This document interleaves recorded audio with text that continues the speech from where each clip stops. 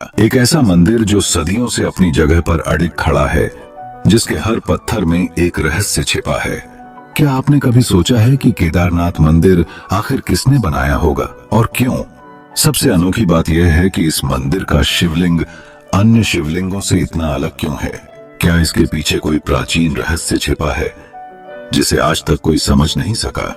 हजारों साल पहले जब विज्ञान अपने शैशव काल में था, उस समय के लोग इंटरलॉकिंग जैसी आधुनिक तकनीक से कैसे परिचित थे और ये अद्भुत निर्माण कला कहां से आई? यह भी कहा जाता है कि यह मंदिर 400 सालों तक बर्फ के नीचे दबा रहा, लेकिन इसके बावजूद इसे कोई नुकसान नहीं हुआ। क्या यह केवल एक संयोग है या इसमें किसी अलौकिक शक्ति का हाथ है? इसके अलावा एक और चमत्कार जो सबको हैरान कर देता है, जब मंदिर के कपाट 6 महीनों के लिए बंद रहते हैं, तब अंदर जलने वाला दीपक कैसे निरंतर जलता रहता है। और 2013 की विनाशकारी बाढ़ के दौरान जब पूरा क्षेत्र तबाह हो गया, तो मंदिर को बचाने के लिए पीछे से आई विशाल भीमशिला किसने रखी? इन तमाम सवालों के जवाब और केदारनाथ धाम के अनसुने रहस्यों को जानने के लिए हमारे साथ जुड़े रहें, क्योंकि ये सिर्फ एक कहानी नहीं, बल्कि एक ऐसी दास्तान है जो आपको हैरत में डाल देगी और आपके मन में कई नए सवालों को जन्म देगी। क्या आप इन रहस्यों के सच तक पहुंचने के लिए तैयार हैं? क्या आपने कभी सोचा है कि एक रात में आस्था और विज्ञान की सीमाएं धुंधली कैसे हो जाती हैं? भारत के उत्तराखंड में स्थित केदारनाथ धाम हिमालय की ऊंचाइयों में बसा केवल एक मंदिर नहीं है। यह आस्था, रहस्य और चमत्कारों का एक अद्भुत संगम है। 12 ज्योतिर्लिंगों में से एक यह पवित्र स्थल सदियों से भक्तों को अपनी ओर आकर्षित करता आया है। लेकिन यह सिर्फ एक धार्मिक स्थान नहीं है। इस मंदिर के हर पत्थर के पीछे छिपी कहानियां विज्ञान और चमत्कारों के गहरे संबंध को उजागर करती हैं। सदियों से बर्फ, तूफान और विनाशकारी आपदाओं के बावजूद यह मंदिर अपने स्थान पर अडिग है। आखिर ऐसा कैसे संभव है? 16 जून 2013 की वह काली रात, जब प्रकृति ने अपने क्रूर स्वरूप को दिखाया।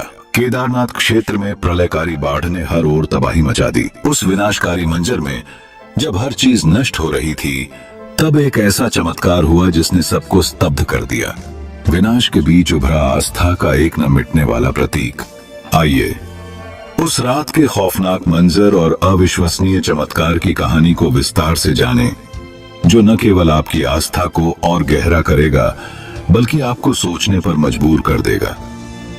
क्या यह केवल एक संयोग था या किसी दैवीय शक्ति का संकेत? क्या कुदरत का क्रोध भी आस्था की दीवार को हिला सकता है? 16 जून 2013 की वह भयावह रात, जब केदारनाथ में मंदाकिनी नदी उफान पर थी, ऐसा लग रहा था मानो प्रलय ने हिमालय को अपनी चपेट में ले लिया हो। भारी बारिश और चौराबारी ग्लेशियर के पिघलने से स्थिति और भी गंभीर हो गई। पानी के साथ पत्थरों और मलबे का सैलाब तेजी से शहर को निगलता जा रहा था। जहां कभी पहाड़ों की खूबसूरती थी, वहां अब विनाश का तांडव था। होटल, घर, दुकानें, सब कुछ पानी के सैलाब में समा गया। हर ओर हाहाकार मचा हुआ था। करीब 6000 लोग अपनी जान गंवा चुके थे और लाखों लोग बेघर हो गए थे। ऐसा लग रहा था कि यह आपदा भगवान शिव के पवित्र धाम केदारनाथ मंदिर को भी नष्ट कर देगी। लेकिन तभी एक चमत्कार हुआ। जैसे ही पानी और मलबा मंदिर की ओर बढ़ा, अचानक एक विशाल शिला, जिसे आज भी भीमशिला के नाम से जाना जाता है, कहीं से आकर मंदिर के पीछे स्थिर हो गई। इस शिला ने ढाल बनकर मंदिर को विनाशकारी सैलाब से बचा लिया। क्या यह सिर्फ एक संयोग था या भगवान शिव की महिमा का प्रमाण? यह शिला कहां से आई और कैसे यह इतनी सटीक जगह पर आकर रुक गई? इस घटना ने न केवल श्रद्धालुओं की आस्था को और गहरा किया, बल्कि विज्ञान को भी अचंभित कर दिया। आइए इस चमत्कार और भीमशिला के रहस्य को और करीब से जानें। क्या आप विश्वास करेंगे कि विनाश के बीच कोई चमत्कार ठहर सकता है? पानी के बेकाबू बहाव में बहता हुआ एक विशाल पत्थर अचानक केदारनाथ मंदिर के करीब 50 फीट पीछे आकर रुक गया, मानो किसी अदृश्य शक्ति ने इसे वहां थाम लिया हो। उस क्षण ऐसा प्रतीत हुआ जैसे स्वयं भगवान शिव ने अपनी कृपा से इस पवित्र धाम को तबाही से बचा लिया हो। इस भीमशिला ने बाढ़ के प्रचंड पानी को 2 हिस्सों में बांट दिया। पानी शिला से टकराकर मंदिर के दोनों ओर से बह गया। जहां आसपास के सभी ढांचे मिट्टी में मिल गए, वहां मंदिर चमत्कारिक रूप से पूरी तरह सुरक्षित बचा रहा।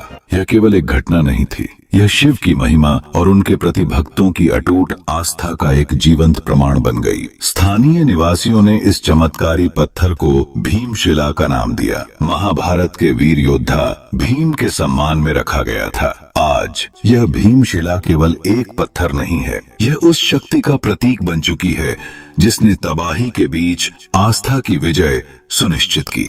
यह शिला केदारनाथ धाम के चमत्कार और भगवान शिव की कृपा की कहानी हर भक्त को याद दिलाती है। क्या यह घटना हमें याद नहीं दिलाती कि जब आस्था गहरी हो तो चमत्कार स्वाभाविक हो जाते हैं? क्या यह महज संयोग था या भगवान शिव और पांडवों का अनोखा संकेत? इस चमत्कारी पत्थर को भीमशिला का नाम क्यों दिया गया? इसके पीछे एक गहरी पौराणिक कड़ी है। महाभारत के भीम, जिनकी शक्ति और साहस के किस्से अमर हैं, इस शिला के साथ जोड़े जाते हैं। कहा जाता है कि यह शिला उनकी अतुलनीय ताकत का प्रतीक है। केदारनाथ का पांडवों से गहरा संबंध है। महाभारत के युद्ध के बाद पांडवों ने अपने पापों के प्रायश्चित के लिए भगवान शिव की आराधना की थी और ऐसा माना जाता है कि यही वह स्थान है जहां भगवान शिव ने उन्हें दर्शन दिए थे। इस कारण भीमशिला को न केवल चमत्कार का प्रतीक बल्कि पांडवों और शिव की पौराणिक कथा से भी जोड़ा जाता है। लेकिन यह घटना विज्ञान को भी चौंका देती है। वैज्ञानिक मानते हैं कि यह शिला पहाड़ से खिसककर पानी के साथ बहते हुए नीचे आई। लेकिन जो बात सबसे हैरान करती है वह यह है कि यह शिला ठीक मंदिर के पीछे आकर क्यों और कैसे रुकी, और फिर इसने पानी के विनाशकारी बहाव को दो हिस्सों में बांट दिया। इस विशाल शिला का आकार भी अद्भुत है। लगभग 20 से 25 फीट लंबी और 10 से 15 फीट चौड़ी। इसका अनुमानित वजन 1000 मीट्रिक टन है। इतनी भारी शिला का इतने सटीक स्थान पर रुक जाना केवल एक भौतिक घटना नहीं लगती। आज भी भक्त इस शिला को भगवान शिव की कृपा और भीम की शक्ति का प्रतीक मानते हैं। यह शिला केवल एक पत्थर नहीं बल्कि केदारनाथ धाम के दर्शन का अभिन्न हिस्सा बन चुकी है। आखिरकार क्या यह शिला प्रकृति की लीला थी या भगवान शिव का दिव्य चमत्कार? आइए आगे बढ़कर पांडवों और केदारनाथ के गहरे संबंधों को समझने की कोशिश करते हैं। क्या आप विश्वास करेंगे कि हजारों साल पुरानी तकनीक ने एक आपदा के बीच आस्था की इस कड़ी को अटूट बनाए रखा? 2013 की विनाशकारी जल प्रलय में केदारनाथ मंदिर के भीतर लगभग 300 लोगों ने शरण ली हुई थी। अगर वह विशाल शिला मंदिर से टकरा जाती तो मंदिर पूरी तरह से नष्ट हो जाता और उन सभी लोगों की जान चली जाती। लेकिन चमत्कारिक ढंग से शिला ने न केवल मंदिर को बचाया बल्कि वहां शरण लेने वालों की जान भी सुरक्षित रखी। इतनी भीषण आपदा के बावजूद केदारनाथ मंदिर कैसे अड़िग खड़ा है? प्राचीन भारतीय स्थापत्य की अद्भुत इंटरलॉकिंग टेक्नोलॉजी में यह तकनीक इतनी उन्नत थी कि भारी पत्थरों को बिना किसी गाढ़े या सीमेंट को इस प्रकार जोड़ा गया कि वे एक दूसरे में पूरी तरह फिट हो गए। हजारों साल पहले जब न तो आधुनिक मशीनें थीं और न ही उन्नत तकनीक, तब भारतीय कारीगरों ने इस मंदिर का निर्माण किया कि पत्थरों को इतनी बारीकी से तराशा गया कि वे एक दूसरे के साथ इस तरह जुड़ गए जैसे एक पहेली के टुकड़े। यही कारण है कि यह मंदिर भूकंप, भारी हिमपात और प्रलयंकारी बाढ़ जैसी आपदाओं में भी सुरक्षित रहा है। 2013 की बाढ़ के दौरान जब पूरा क्षेत्र तबाह हो गया, तब ये मंदिर चमत्कारिक रूप से बिना किसी नुकसान के खड़ा रहा। आज भी इस मंदिर की दीवारें वैसी ही अडिग और मजबूत हैं जैसे इसे हजारों साल पहले बनाया गया था।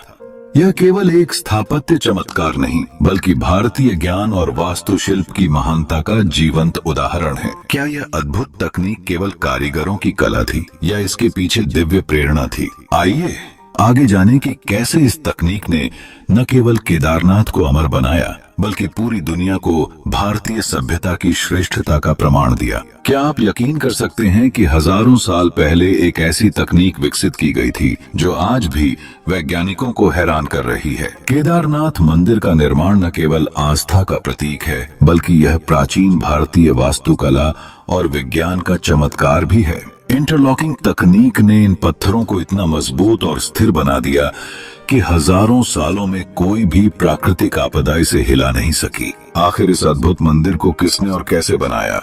क्या यह किसी मानव सभ्यता का कार्य था या इसके निर्माण में किसी दिव्य शक्ति का योगदान था? केदारनाथ धाम का इतिहास अनगिनत रहस्यों से भरा हुआ है और इसकी गहराइयों में झांकना न केवल रोचक है बल्कि चौंकाने वाला भी था। आइए अब इस मंदिर के पौराणिक इतिहास और निर्माण की कहानी को समझने की कोशिश करते हैं। कहा जाता है कि केदारनाथ मंदिर का निर्माण महाभारत काल के बाद पांडवों द्वारा किया गया था। पांडव, जिन्होंने महाभारत युद्ध के बाद अपने पापों के प्रायश्चित के लिए भगवान शिव की आराधना की, उन्होंने ही इस मंदिर की नींव रखी।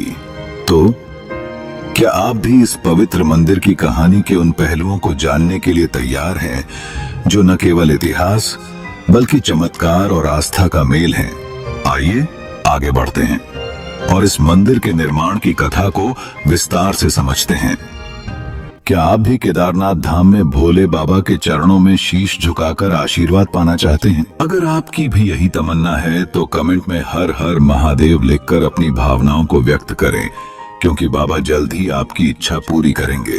केदारनाथ मंदिर का निर्माण एक रहस्यमय और प्राचीन प्रक्रिया मानी जाती है। यह मंदिर न केवल धार्मिक दृष्टि से महत्वपूर्ण है बल्कि इसके निर्माण से जुड़ी पौराणिक कथाएं इसे और भी अलौकिक और रहस्यमय बनाती हैं।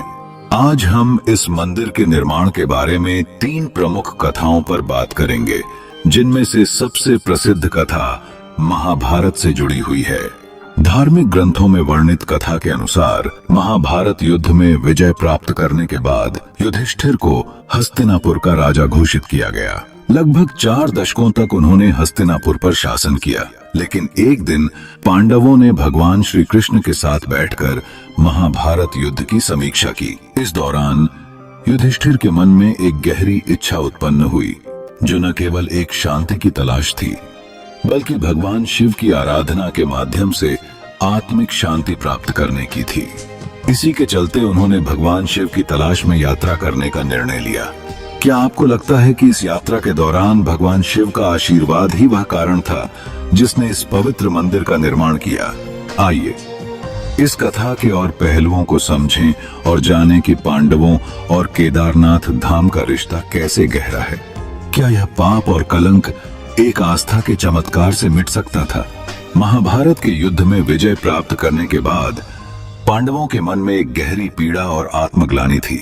उन्होंने भगवान श्री कृष्ण से कहा, हे नारायण, हम पर अपने बंधु बांधव और गुरुजनों की हत्या का कलंक है। हम इस कलंक को कैसे मिटा सकते हैं? श्री कृष्ण ने उत्तर दिया, भले ही तुमने युद्ध में विजय प्राप्त की हो, लेकिन तुमने अपने बंधु बांधव और गुरुजनों का वध किया है। यह उत्तर पांडवों के दिल में भारी बोझ डाल गया और उनकी आत्मिक शांति के लिए वे एक मार्ग की तलाश करने लगे। श्री कृष्ण के मार्गदर्शन के बाद पांडवों ने यह निर्णय लिया कि वे भगवान शिव की आराधना करेंगे ताकि उनका यह पाप और कलंक समाप्त हो सके। यही वह समय था जब पांडवों ने केदारनाथ की यात्रा की और भगवान शिव से दर्शन की आशा की। क्या यह यात्रा पांडवों के पाप को धोने का उपाय बन पाई? क्या भगवान शिव ने पांडवों को उनके पापों से मुक्ति दिलाने के लिए केदारनाथ में अपने पवित्र रूप में दर्शन दिए? इन सवालों के जवाब के साथ केदारनाथ मंदिर का इतिहास और महत्व गहराई से जुड़ा हुआ है।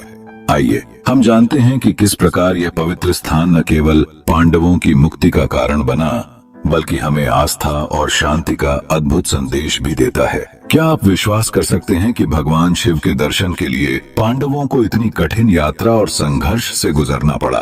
पांडवों के मन में गहरी चिंता थी कि उनके द्वारा किए गए पापों का प्रायश्चित कैसे होगा।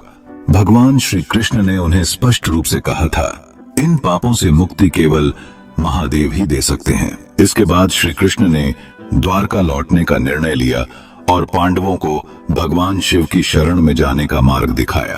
पांडवों ने भगवान शिव की कृपा प्राप्त करने के लिए यात्रा शुरू की, लेकिन जब पांडवों को यह दुखद समाचार मिला कि भगवान श्री कृष्ण ने देह त्याग दिया, तो उनके दिल में गहरा शोक छा गया। कृष्ण, जो उनके सदा के सहायक और मार्गदर्शक थे, अब इस दुनिया में नहीं रहे थे। इस दुख से अभिभूत पांडवों ने अपना राज्य परीक्षित को सौंपा और भगवान शिव की तलाश में निकल पड़े। पांडव पहले काशी पहुंचे, लेकिन वहां उन्हें भोलेनाथ के दर्शन नहीं हुए। वे कई अन्य स्थानों पर गए, लेकिन जहां भी पहुंचे शिव जी वहां से चले जाते थे। उनकी यह खोज निरंतर जारी रही और एक दिन वे हिमालय तक पहुंच गए। अब भगवान शिव ने पांडवों को आते देख नंदी का रूप धारण कर लिया और पशुओं के झुंड में छुप गए। भगवान शिव को पाने के लिए पांडवों ने एक अनोखी योजना बनाई। भीम, जो अपनी शक्ति के लिए प्रसिद्ध थे, ने विशाल रूप धारण कर लिया और अपने पैरों को केदार पर्वत के दोनों ओर फैला दिया ताकि कोई भी पशु उनके पैरों के बीच से निकल न सके। लेकिन नंदी रूपी भगवान शिव ने अपना रास्ता बदल दिया और उनके पैरों के बीच से निकलने से बच गए। इस स्थिति में भीम ने नंदी को पहचान लिया। क्या यह पहचान पांडवों के लिए एक संकेत था कि उनका संघर्ष अब समाप्त होने वाला है? आइए जानते हैं कि इसके बाद क्या हुआ। जब पांडवों ने भगवान शिव को पकड़ने की कोशिश की तो वे धरती में समाने लगे, लेकिन भीम ने उनका पिछला हिस्सा पकड़ लिया और भगवान शिव को रोक लिया। भगवान शिव पांडवों की भक्ति से प्रसन्न हुए और उन्हें दर्शन देकर उनके पापों से मुक्त कर दिया। तभी से भगवान शिव को यहाँ नंदी की पीठ के रूप में पूजा जाता है। क्या आप जानते हैं कि यही कारण है कि केदारनाथ का शिवलिंग बाकी शिवलिंगों से अलग है? कहा जाता है कि जब भगवान शिव ने पांडवों को उनके पापों से मुक्ति दी और उनका प्रायश्चित स्वीकार किया, तब पांडवों ने केदारनाथ मंदिर का निर्माण करवाया। इसके बाद एक और दिलचस्प कथा जुड़ी हुई है, जिसमें भगवान शिव का शरीर पृथ्वी के अलग अलग हिस्सों में प्रकट हुआ, जिससे पंच केदार की उत्पत्ति हुई। भगवान शिव का मुख नेपाल के पशुपतिनाथ मंदिर में, भुजाएं तुंगनाथ में, नाभि मदमहेश्वर में और जटाएं कल्पेश्वर में प्रकट हुई। यही 5 स्थान पंच केदार के रूप में पूजे जाते हैं। केदारनाथ को पंच केदार में सबसे प्रमुख माना जाता है क्योंकि यहाँ भगवान शिव के पीठ रूप की पूजा की जाती है। क्या आप जानना चाहते हैं कि केदारनाथ मंदिर से जुड़ी एक और दिलचस्प पौराणिक कथा क्या है? भगवान विष्णु के अवतार नर नारायण की तपस्या से जुड़ा एक महत्वपूर्ण और प्राचीन संदर्भ है, जो केदारनाथ मंदिर के इतिहास को और भी रहस्यमय बनाता है। शिव पुराण की रुद्र संहिता में उल्लेख है कि बद्री वन में भगवान विष्णु के अवतार नर नारायण पार्थिव शिवलिंग बनाकर भगवान शिव की पूजा करते थे। कहते हैं कि नर नारायण की घोर तपस्या से प्रसन्न होकर भगवान शिव उनके सामने प्रकट हुए और उनसे वरदान मांगने को कहा। नर नारायण ने भगवान शिव से प्रार्थना की कि वे इस पवित्र स्थान पर सदैव ज्योतिर्लिंग के रूप में निवास करें ताकि सभी भक्त उन्हें साक्षात देख सकें। भगवान शिव ने यह वरदान स्वीकार किया और तभी से इस स्थान पर उनकी पूजा ज्योतिर्लिंग के रूप में की जाती है। इस कथा के अनुसार केदारनाथ का ज्योतिर्लिंग भगवान शिव का एक महत्वपूर्ण रूप है, जिसे उनकी दिव्य उपस्थिति और भक्तों के लिए एक स्थायी आस्था के रूप में पूजा जाता है। क्या आप भी इस अद्भुत पवित्र स्थान पर भगवान शिव के दर्शन करने की इच्छा रखते हैं? अगर हाँ, तो कमेंट में हमें जरूर बताएं। हम आपको अगली डॉक्यूमेंट्री में इस रहस्यमय यात्रा पर जरूर ले चलेंगे। क्या आप जानते हैं कि केदारनाथ मंदिर का इतिहास और इसकी पवित्रता भगवान शिव और भगवान विष्णु के अद्वितीय संबंध से जुड़ी हुई है? कहा जाता है कि यह स्थान शिव और विष्णु की अद्वितीय एकता का प्रतीक है, जहां भगवान शिव केदारनाथ में ज्योतिर्लिंग के रूप में और भगवान विष्णु बद्रीनाथ धाम में विराजमान हैं। कहा जाता है कि 8वीं शताब्दी में आदि शंकराचार्य ने केदारनाथ मंदिर का पुनर्निर्माण करवाया और हिंदू धर्म के पुनर्जागरण में एक महत्वपूर्ण भूमिका निभाई। उन्होंने केदारनाथ मंदिर में ज्योतिर्लिंग की स्थापना की और इस मंदिर को एक प्रमुख तीर्थ स्थल के रूप में स्थापित किया। आदि शंकराचार्य ने केदारनाथ में अपने अंतिम दिन बिताए और यहीं पर उन्होंने मोक्ष प्राप्त किया। उनकी समाधि आज भी केदारनाथ मंदिर के पीछे स्थित है, जहां भक्त उनकी पूजा और स्मरण करते हैं। हाल के प्रमुख इतिहासकार का मानना है कि शैव संप्रदाय के अनुयायी आदि शंकराचार्य और उनके छात्रों के आने से बहुत पहले इस क्षेत्र में सक्रिय थे। इस मान्यता के आधार पर यह संभव है कि मंदिर की प्राचीनता को सटीक रूप से निर्धारित करना मुश्किल हो, खासकर जब पाली या ब्राह्मी भाषा में लिखी गई लिपि को अब तक पूरी तरह पढ़ा नहीं जा सका है।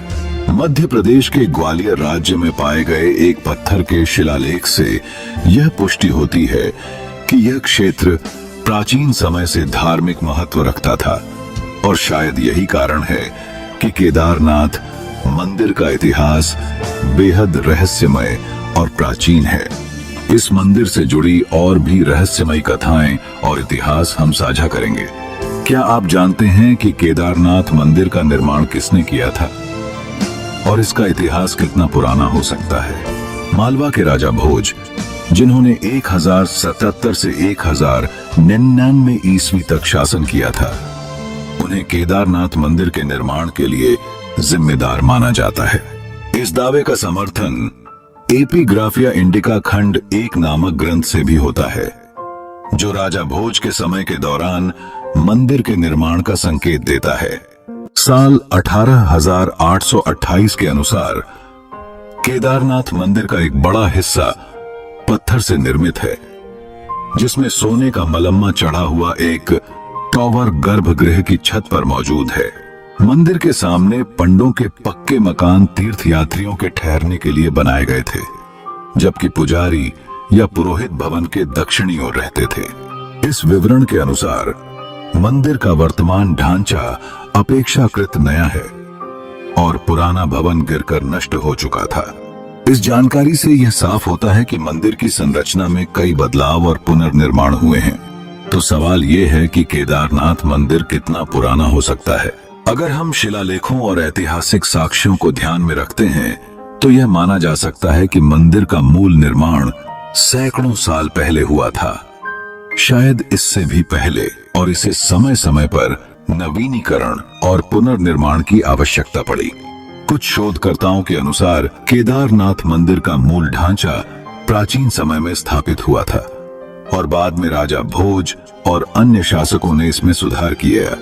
क्या आप भी इस मंदिर के इतिहास और इसके पुनर्निर्माण के बारे में और जानना चाहते हैं?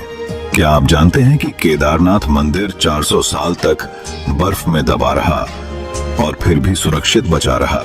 यह सचमुच एक रहस्य है। और इस अद्भुत घटना के पीछे क्या कारण हो सकते हैं? क्या यह भगवान शिव की कृपा थी या फिर प्रकृति के अद्भुत विज्ञान का चमत्कार थे? 18वीं से 17वीं शताब्दी तक केदारनाथ मंदिर लगभग 400 वर्षों तक बर्फ की मोटी परत के नीचे दबा रहा। इसे छोटा युग भी कहा जाता है, जब हिमालय में ग्लेशियरों का विस्तार इतना बढ़ गया था कि केदारनाथ धाम जैसे बड़े क्षेत्र पूरी तरह बर्फ में समा गए। लेकिन सबसे चौंकाने वाली बात यह है कि इतने वर्षों तक बर्फ के नीचे दबे रहने के बावजूद मंदिर की संरचना को कोई गंभीर नुकसान नहीं पहुंचा। देहरादून स्थित Wadia institute of Himalayan geology के वैज्ञानिकों ने इस रहस्य पर अध्ययन किया। जांच में यह पाया गया कि मंदिर की दीवारों और पत्थरों पर आज भी बर्फ के दबाव और हिमनदीय गतिविधियों के निशान साफ देखे जा सकते हैं। यह एक चमत्कारी घटना प्रतीत होती है, क्योंकि बर्फ का दबाव किसी भी संरचना को कमजोर कर सकता है, फिर भी इस मंदिर की संरचना बची रही। तो क्या यह भगवान शिव की कृपा थी जिसने इस मंदिर को हजारों सालों तक बचाए रखा, या प्रकृति का अद्भुत विज्ञान जिसने बर्फ के दबाव को सहन करने की शक्ति दी? इस रहस्य को जानने के लिए हमें इतिहास और विज्ञान दोनों की गहरी समझ होनी चाहिए। आपका क्या विचार है? क्या आप मानते हैं कि यह चमत्कार भगवान शिव की कृपा से हुआ या फिर यह एक वैज्ञानिक घटना थी? कमेंट करके हमें अपनी राय जरूर बताएं, ताकि आपके तर्क और विचार भी लोग देख सकें। क्या आपको पता है कि केदारनाथ मंदिर की पत्थरों की लुमिनस डेटिंग से यह प्रमाणित हुआ कि मंदिर इतने सालों तक बर्फ के नीचे दबा रहा, लेकिन फिर भी पूरी तरह सुरक्षित रहा? यह एक ऐसी घटना है जिसने वैज्ञानिकों को भी चौंका दिया है। अब सवाल यह उठता है कि क्या यह केवल स्थापत्य कौशल था या फिर इसमें कोई रहस्यमय शक्ति भी थी जिसने मंदिर को बचाए रखा? केदारनाथ मंदिर की मजबूत संरचना ने इसे बर्फ के भारी दबाव से बचाए रखा। मंदिर का निर्माण विशाल पत्थरों से हुआ है, जिन्हें इंटरलॉकिंग तकनीक से जोड़ा गया है। यह तकनीक इतनी अद्भुत है कि बिना किसी सीमेंट के इन पत्थरों की आपस में जकड़ इतनी मजबूत थी कि बर्फ का भारी दबाव भी इसे हिला नहीं सका। यही कारण था कि 400 साल तक बर्फ में दबे रहने के बावजूद मंदिर सुरक्षित बचा। तो क्या यह सिर्फ निर्माण तकनीक का कमाल था या फिर इसमें कुछ और रहस्यमय शक्ति काम कर रही थी? इस रहस्य को जानने के लिए हमें इस मंदिर के निर्माण और संरचना को और गहराई से समझने की जरूरत है। अगर आपको हमारी वीडियो पसंद आ रही है तो लाइक करें और चैनल को सब्सक्राइब करना न भूलें।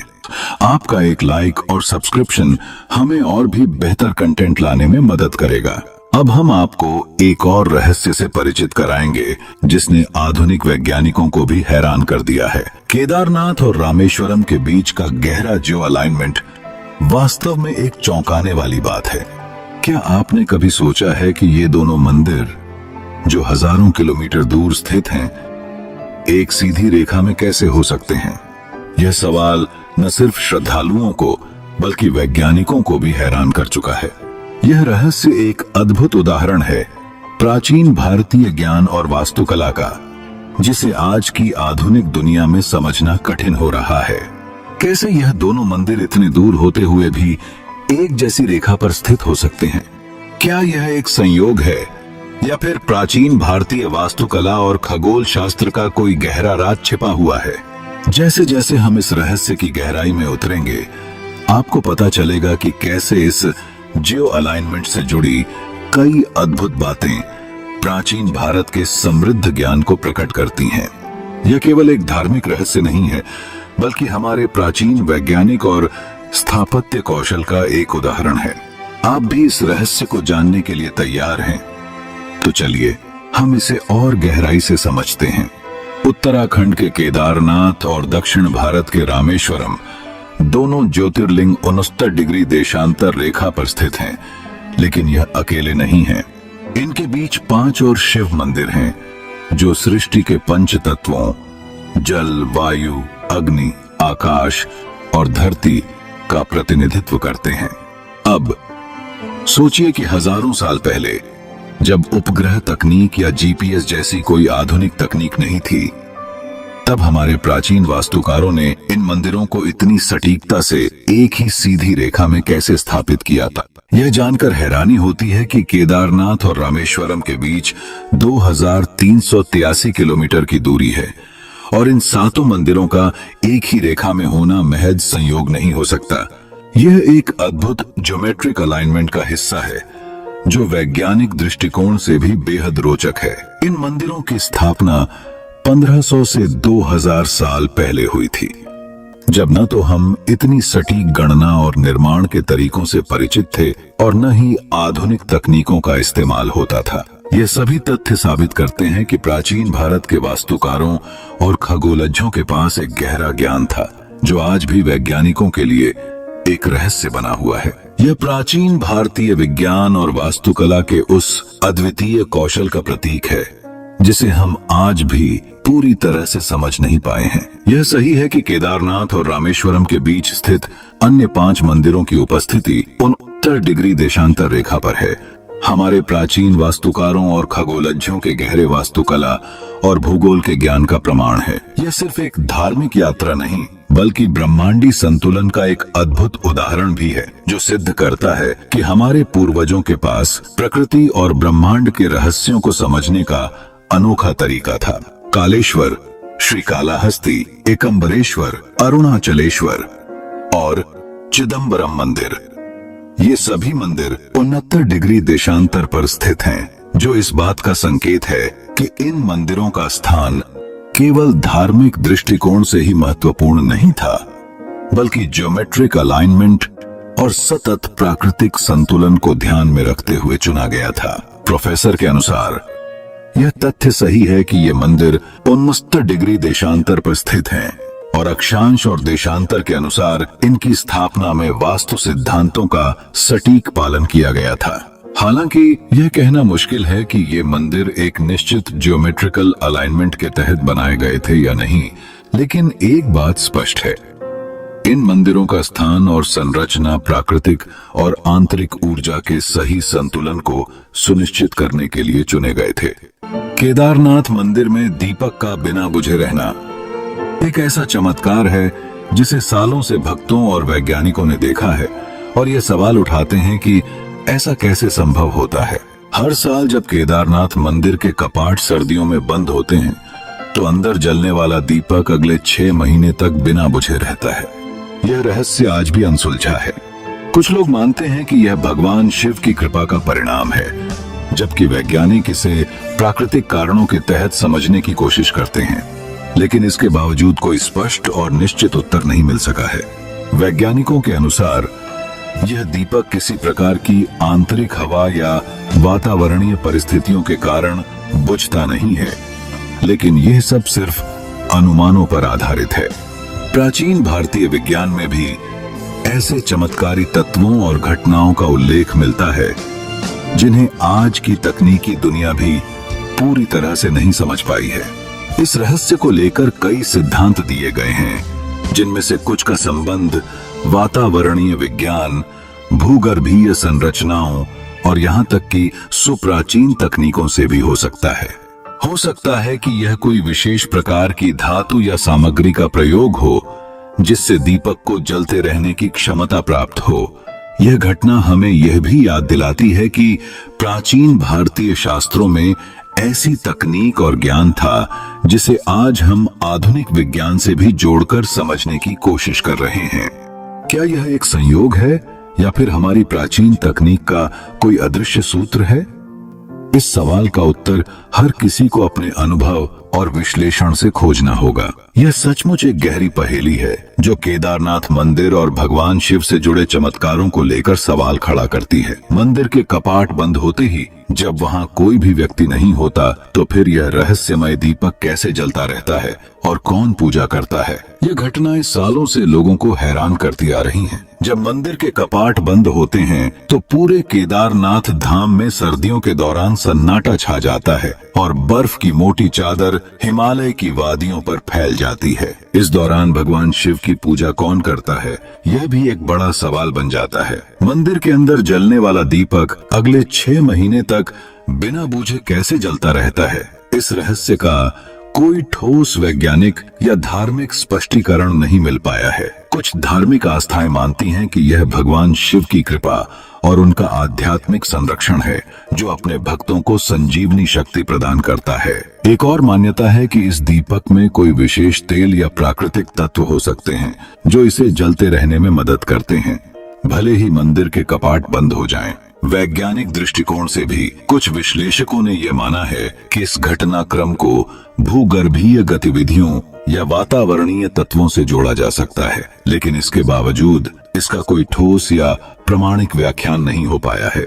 आज भी यह घटना केदारनाथ मंदिर के रहस्यों में एक बड़ा अनसुलझा प्रश्न बनी हुई है। इन सभी घटनाओं के बीच यह भी साफ है कि प्राचीन भारतीय वास्तुकला और धार्मिक आस्थाएं हमें कुछ ऐसे रहस्यों की ओर इशारा करती हैं जिन्हें विज्ञान आज तक पूरी तरह से समझ नहीं पाया है। यह वही रहस्यपूर्ण ज्ञान हो सकता है जो हमारे पूर्वजों के पास था और हमें उस पर फिर से ध्यान देने की आवश्यकता है। यह घटना निश्चित रूप से रहस्यमयी और चमत्कारी मानी जाती है। केदारनाथ मंदिर के कपाट बंद होने के बाद जब सर्दियों में हिमालय की बर्फ से पूरा क्षेत्र ढक जाता है, तब दीपक का जलते रहना एक अनसुलझा रहस्य बना हुआ है। पौराणिक कथाओं के अनुसार जब मंदिर के कपाट बंद हो जाते हैं, तब देवता और गंधर्व भगवान शिव की पूजा करने के लिए यहाँ आते हैं। यह मान्यता है कि भगवान शिव अपने दिव्य साथियों के साथ इस समय केदारनाथ में निवास करते हैं और उनकी पूजा को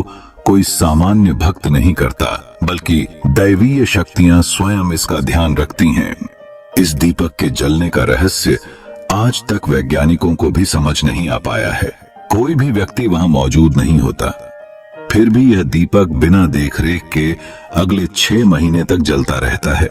यह मान्यता है कि यह दीपक एक दैवीय आशीर्वाद है जो भगवान शिव की अपार कृपा को दर्शाता है। कुछ लोगों का मानना है कि यह दीपक जलता है क्योंकि वह स्वाभाविक ऊर्जा स्रोत से संचालित होता है, लेकिन इसकी कोई सटीक वैज्ञानिक व्याख्या अभी तक नहीं मिल पाई है। कुल मिलाकर यह घटना केदारनाथ के धार्मिक और आध्यात्मिक महत्व को और भी रहस्यमय बना देती है। इसके साथ ही यह भी दिखाता है कि पुरानी पौराणिक कथाओं और आध्यात्मिक विश्वासों का आधुनिक विज्ञान के साथ मिलकर क्या रहस्य और अद्भुत सत्य छुपे हुए हो सकते हैं। यह सच में एक बहुत बड़ा रहस्य और चमत्कार प्रतीत होता है। केदारनाथ के मंदिर में जो दीपक जलता है वह न केवल भक्तों को विश्वास दिलाता है बल्कि वैज्ञानिक दृष्टिकोण से भी यह एक चुनौती है। दीपक का बिना बुझे 6 महीने तक जलते रहना और कपाट खुलने के बाद मंदिर की स्वच्छता और व्यवस्था जस की तस बनी रहना, ये दोनों बातें एक अद्भुत घटना को जन्म देती हैं। पौराणिक दृष्टिकोण से इसे भगवान शिव की दिव्यता और कृपा का प्रमाण माना जाता है। यह घटना भक्तों में विश्वास और श्रद्धा को और भी गहरा करती है। धार्मिक मान्यता के अनुसार जब मानवों की अनुपस्थिति होती है तो देवता और गंधर्व भगवान शिव की पूजा करते हैं और मंदिर की व्यवस्था बनाए रखते हैं। वैज्ञानिक दृष्टिकोण से यह प्रश्न उठता है कि इतना समय तक दीपक कैसे जलता रह सकता है जबकि कोई भी मानव उसमें आकर ध्यान नहीं दे रहा। क्या यह किसी प्राकृतिक या भौतिक ऊर्जा स्रोत से संचालित होता है?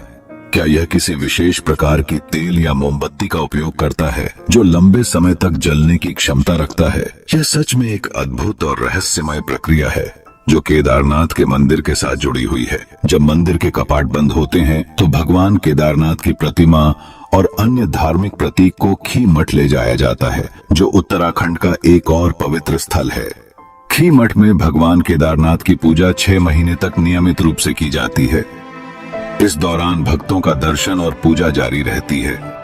भले ही केदारनाथ मंदिर सर्दियों में बंद होती थे, खी मठ का महत्व केवल इस पूजा तक सीमित नहीं है बल्कि यह मंदाकिनी और अलकनंदा नदियों के संगम स्थल के रूप में भी बहुत पवित्र माना जाता है। यह स्थान केदारनाथ के शीतकालीन धाम के रूप में जाना जाता है जहां भगवान केदारनाथ की मूर्ति को सर्दियों के दौरान सुरक्षित रखा जाता है। इसके पीछे का रहस्य यह है कि जब केदारनाथ मंदिर के कपाट बंद होते हैं तो यह धार्मिक और आध्यात्मिक तौर पर इस विश्वास को मजबूत करता है कि भगवान शिव की उपस्थिति हर समय बनी रहती है। केदारनाथ मंदिर की पूजा व्यवस्था वीराशैव जंगम समुदाय के पुजारियों द्वारा की जाती है जिन्हें रावल कहा जाता है। रावल पुजारी ही यहाँ के मुख्य पुजारी होते हैं और भगवान शिव के सभी अनुष्ठानों का संचालन करते हैं। यह परंपरा सदियों पुरानी है और पीढ़ी दर पीढ़ी चली आ रही है। जहाँ रावल पुजारी का चयन कर्नाटक के इसी समुदाय से किया जाता है। उनके परिवार के लोग ही इस विशेष भूमिका को निभाते हैं और इस परंपरा को जीवित रखते हैं। दिलचस्प बात यह है कि केदारनाथ मंदिर के प्रमुख अनुष्ठान कन्नड़ भाषा में ही संपन्न होते हैं जो इस स्थान की सांस्कृतिक विविधता और आध्यात्मिक धारा को दर्शाता है। एक प्राचीन भविष्यवाणी के अनुसार केदारनाथ और बद्रीनाथ एक दिन लुप्त हो जाएंगे जब नर और नारायण पर्वत आपस में मिल जाएंगे। यह माना जाता है कि जब ये पर्वत एक दूसरे से मिलेंगे तब इन दोनों धामों का मार्ग पूरी तरह से बंद हो जाएगा और भक्त इन पवित्र स्थलों के दर्शन नहीं कर पाएंगे। लेकिन इस लुप्तता के बाद एक नया अध्याय आरंभ होगा। भविष्य बद्री और भविष्य केदार नामक नए तीर्थ स्थलों का उद्गम होगा जो भक्तों के लिए एक नया धार्मिक केंद्र बनेगा। इस भविष्यवाणी को हिंदू धर्म के ग्रंथों में दिव्य संकेत के रूप में देखा जाता है और इसे एक नए युग के आरंभ का प्रतीक माना जाता है। यह विश्वास भक्तों को एक नई आशा और आस्था देता है कि भले ही वर्तमान धाम लुप्त हो जाएं, लेकिन धार्मिक यात्रा और आध्यात्मिक उन्नति का मार्ग कभी बंद नहीं होगा। हिंदू धर्म की यह विचारधारा जीवन के अनश्वर सत्य और धर्म के निरंतर प्रवाह को दर्शाती है जो समय और काल के परे है।